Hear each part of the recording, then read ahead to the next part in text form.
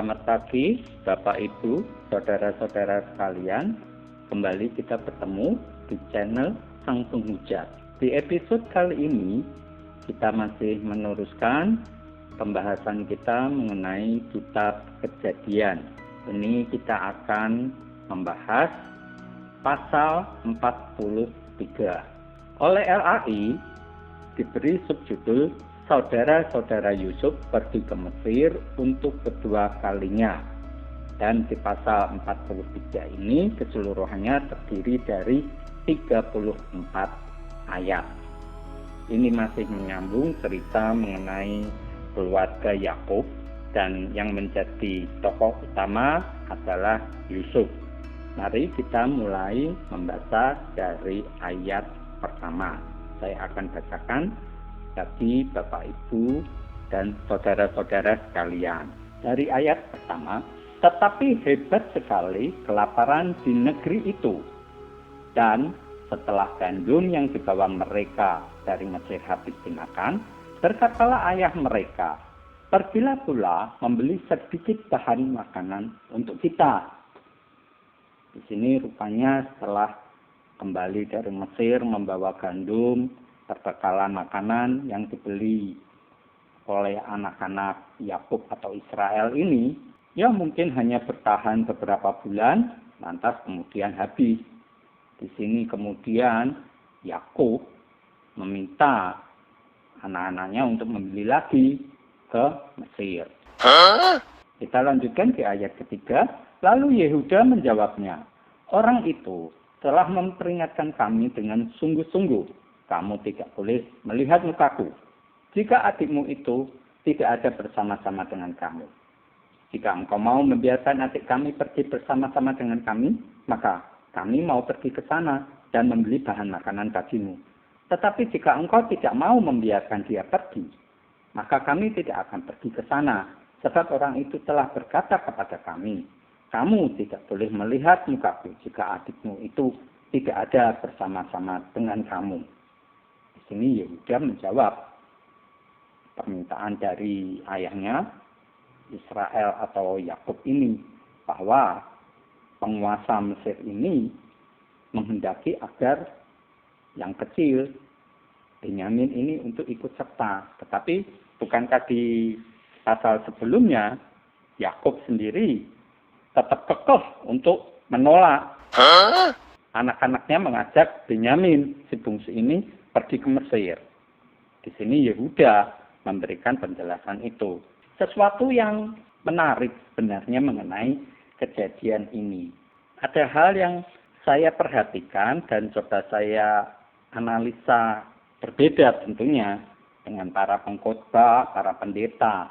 Yakni mengenai jarak antara tempat Yakub ini, yakni di tanah Kanaan dengan Mesir.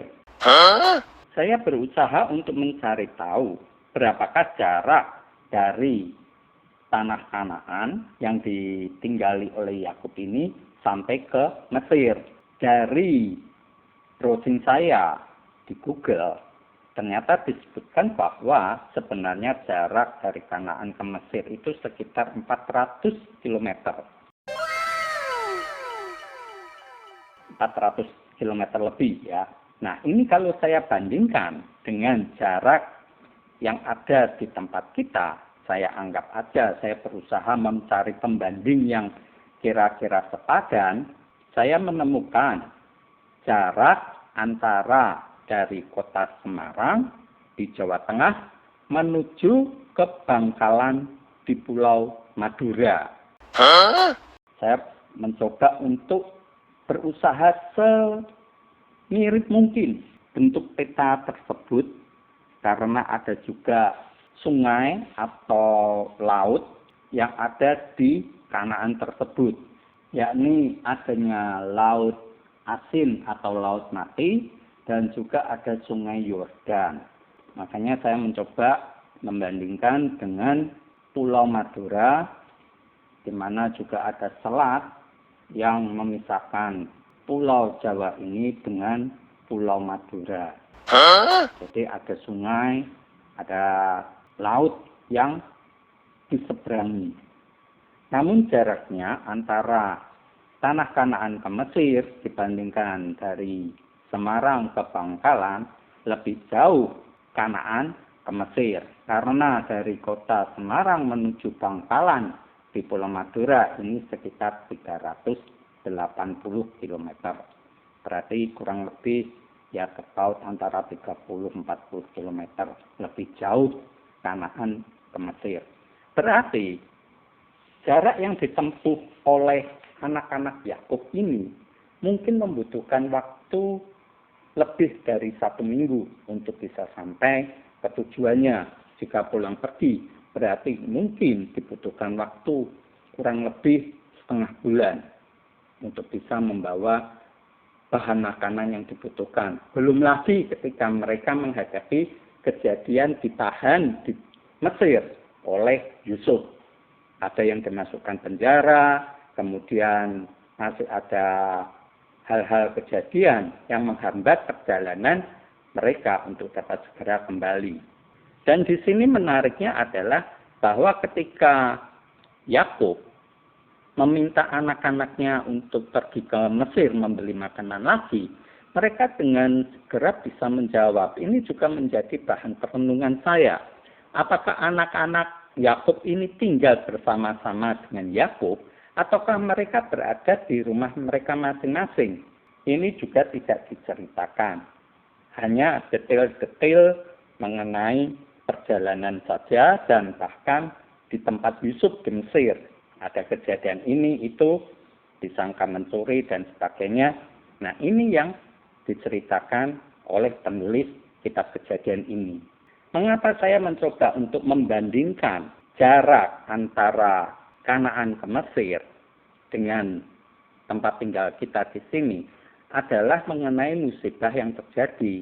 Kalau kita melihat bahwa kelaparan itu terjadinya adalah di Mesir. Ini yang dituliskan bahwa kita melihat tokoh utamanya adalah Yusuf tentang mimpi Firaun bahwa ada bahaya kelaparan. Ini sudah diketahui oleh Yusuf sebelumnya melalui mimpi Firaun itu. Lantas bahaya paseklik kelaparan itu merambah hingga ke Kanaan. Nah, ini sesuatu hal yang memang perlu kita telusuri. Apakah hal itu masuk nalar kita atau tidak? Makanya saya mencoba untuk melihat petanya. Apakah itu merupakan daerah yang terpisah ataukah mereka itu sebenarnya di dalam satu pulau. Kalau kita melihat di sini bahwa tanah Kanaan dengan Mesir itu berada di satu pulau, satu daratan yang sama. Jadi memang kemungkinan terjadinya kekeringan itu bisa saja terjadi.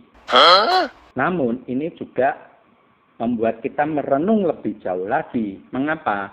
Karena kita tahu bahwa Mesir itu mempunyai sungai Nil, sungai yang paling panjang di dunia juga diakui sebagai sungai yang panjang. Mungkin kalau di Indonesia ya Bengawan Solo, Sungai Kapuas, Kalimantan, nah itu sungai yang panjang-panjang.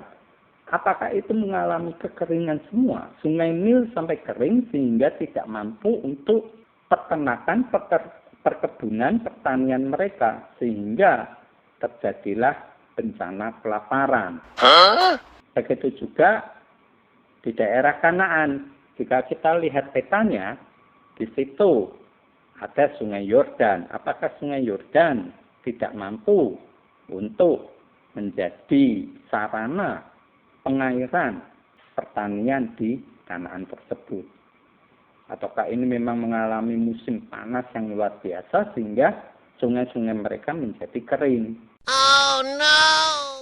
Kalau kita melihat juga di sini bahwa daerah Kanaan itu dari peta yang saya tampilkan ini bahwa dekat Kanaan itu ada laut besar. Apakah dari laut besar ini tidak bisa memberikan hasil ikan yang melimpah untuk orang-orang Kanaan ini? Ini juga menjadi perenungan buat saya mengenai kebenaran cerita ini.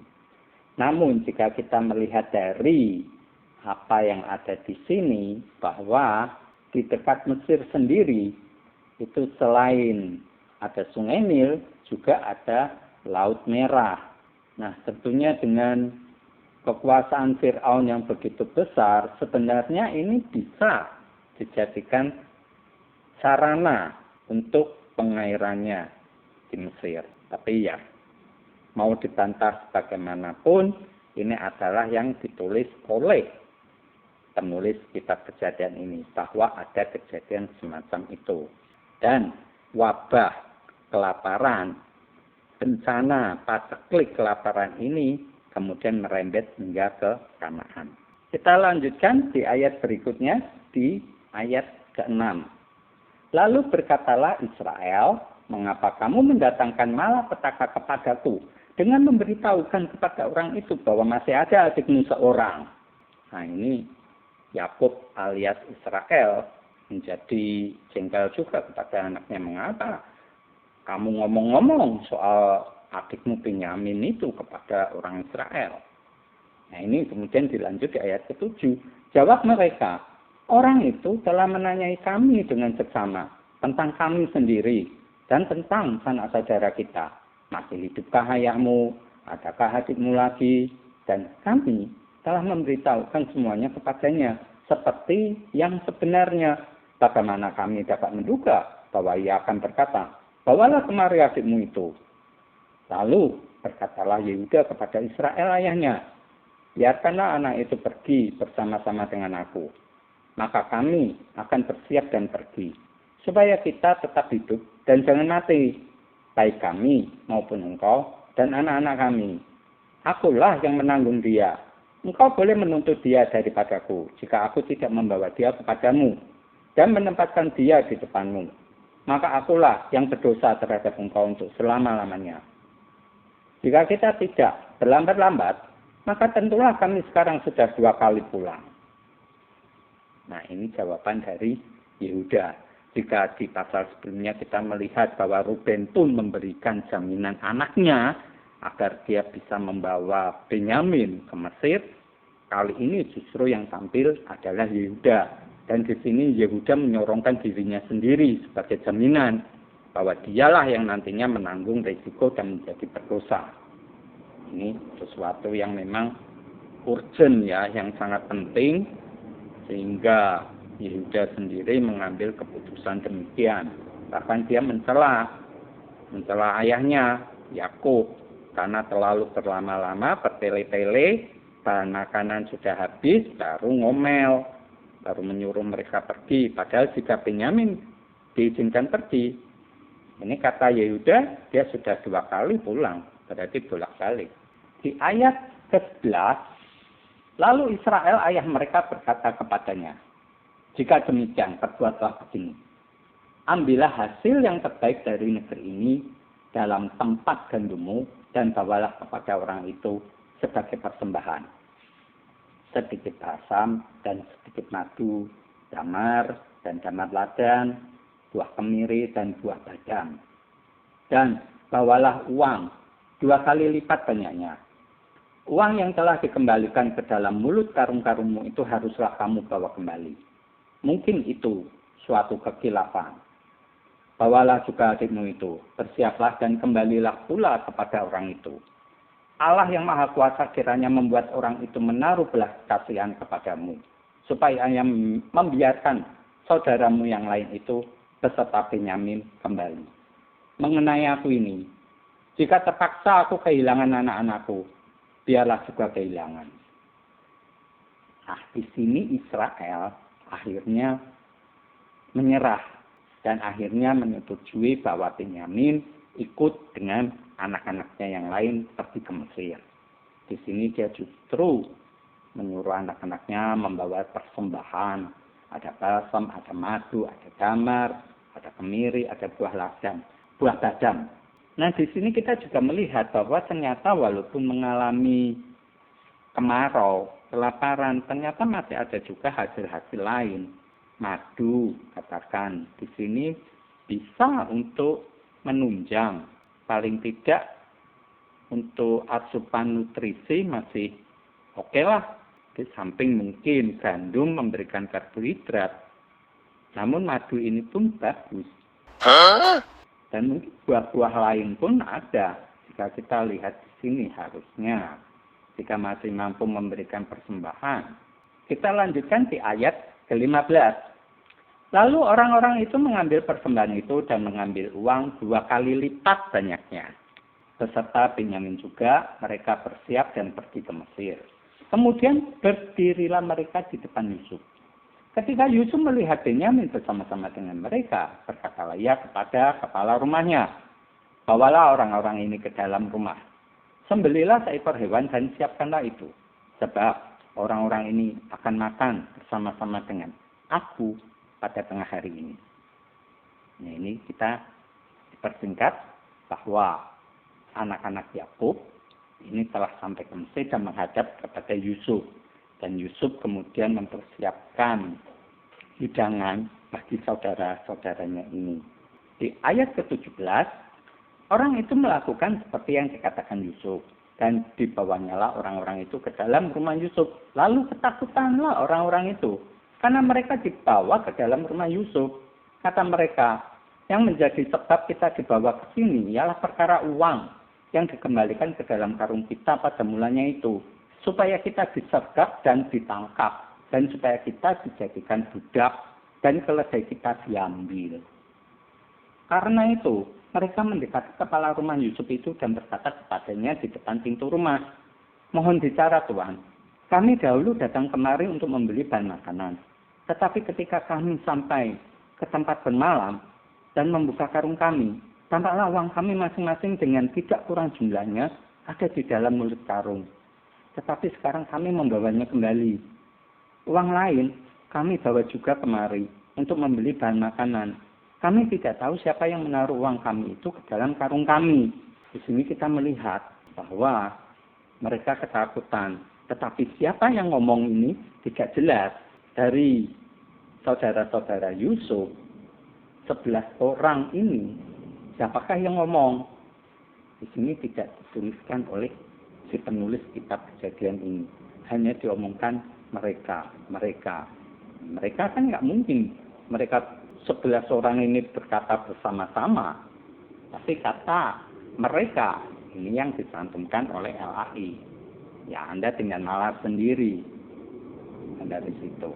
Dan uniknya adalah mereka mempunyai kecenderungan untuk berpikir negatif lebih dulu. Ketika mereka dibawa masuk rumah, saudara-saudara Yusuf ini langsung ketakutan. Karena dianggap bahwa mereka akan disergap. Kemudian harta bendanya, keledainya akan disita oleh pembesar Mesir ini. Jadi mereka berusaha memberikan dalih alasan kepada kepala rumah penjaga Yusuf ini. Kita lanjutkan di ayat berikutnya. Di ayat ke-23. Tetapi jawabnya, tenang sajalah, jangan takut. Allahmu dan Allah Bapamu telah memberikan kepadamu harta terpendam dalam karungmu. Uangmu itu telah kuterima. Kemudian dikeluarkannyalah Simeon dan dibawanya kepada mereka. Di sini jawabnya, ini adalah si kepala rumah tangga Yusuf ini yang menjawab bahwa uangnya sudah diterima dan Simeon yang menjadi tawanan sebagai jaminan bahwa mereka akan balik, ini dikeluarkan dari penjara.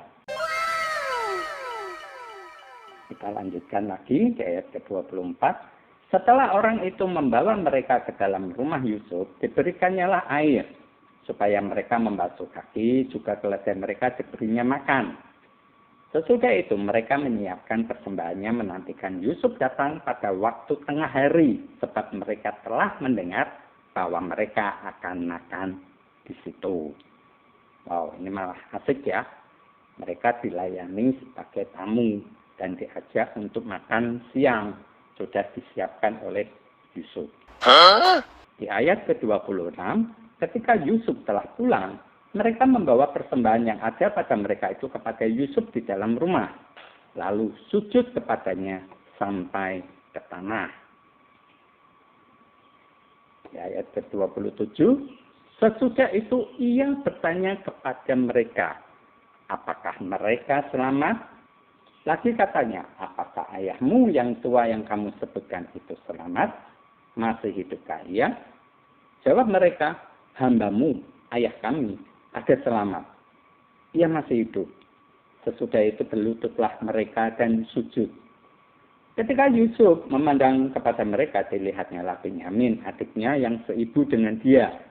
Lalu katanya, inikah adikmu yang bungsu itu yang telah kamu sebut-sebut kepadaku?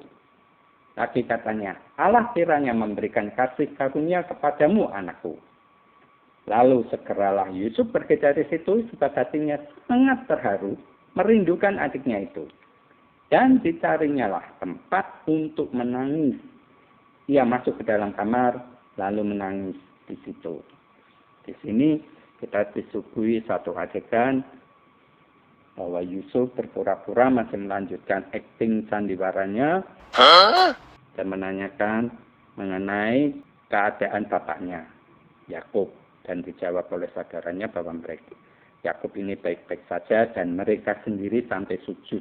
Nah, ini sebagai satu bentuk kejadian bahwa mimpi Yusuf yang dahulu bahwa berkas-berkas gandum kemudian menghormat pada berkasnya, ini sebagai perwujudan bahwa saudara-saudaranya ini bersujud kepada dia, ini menjadi kenyataan.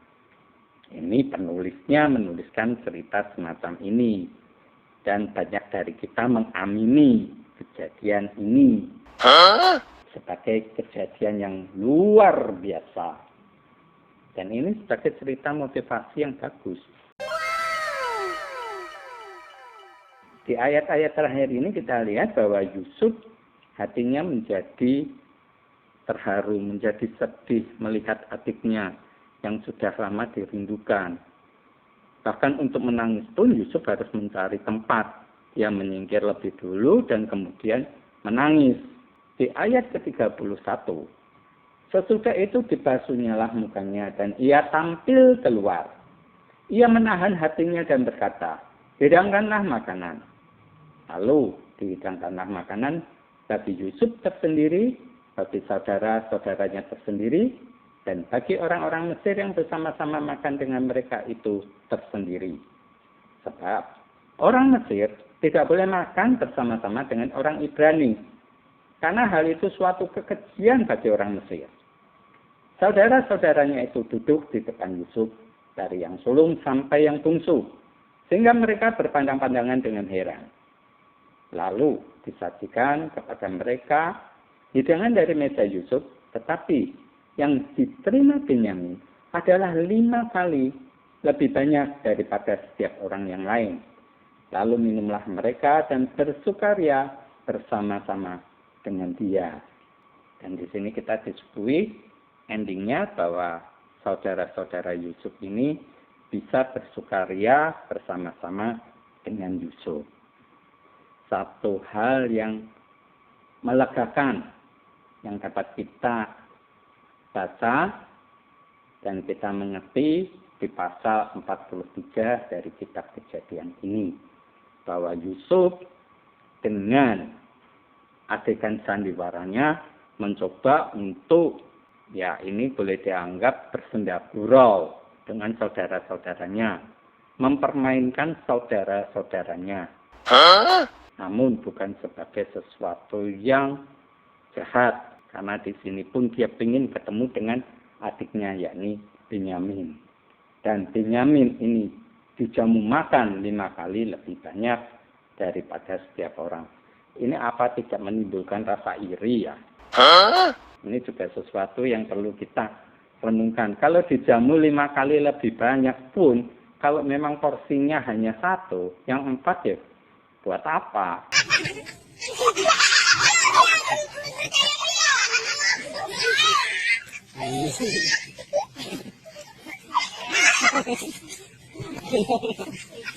Tapi inilah satu hal yang disodorkan oleh penulis kitab Kejadian ini, bahwa Yusuf lebih memanjakan, lebih memperhatikan si adik Benyamin ini ketimbang saudaranya yang lain. Ya jelas, wajar saja karena memang Benyamin ini satu ibu dengan dia. Oke, Bapak Ibu, Saudara sekalian, inilah ending dari pasal 43 yang telah kita baca dan kita coba analisa. Karena ini satu cerita yang disampaikan oleh si penulis kitab Kejadian, jadi boleh dikata ini cerita yang datar, tapi sebagai cerita motivasi ini bagus sekali. Dan ini selalu sering sekali oleh para teolog digunakan sebagai bahan motivasi bagi kita semua. Ini salah satu adegan saja, bahwa apa yang dilakukan oleh saudara-saudara Yusuf, yakni satu tindakan yang jahat, tidak dibalas dengan kejahatan oleh Yusuf sendiri. Dan ini kita diberi fragmen adegan sandiwara demikian. Oke, Bapak Ibu Saudara sekalian, ada keinginan saya untuk menyambung lagi di pasal berikutnya, yakni pasal 44, karena waktu kita sebenarnya masih cukup. Tetapi saya sudahi dahulu untuk episode kali ini. Terima kasih untuk segenap perhatian yang telah Bapak Ibu Saudara sekalian berikan di channel Sang Penghujat ini. Saksikan terus episode demi episode, dan kita kaji, kita analisa kebenaran demi kebenaran, apa yang tersembunyi, apa yang nyata dari Alkitab kita ini. Sekali lagi terima kasih untuk segenap perhatian Anda. Shalom.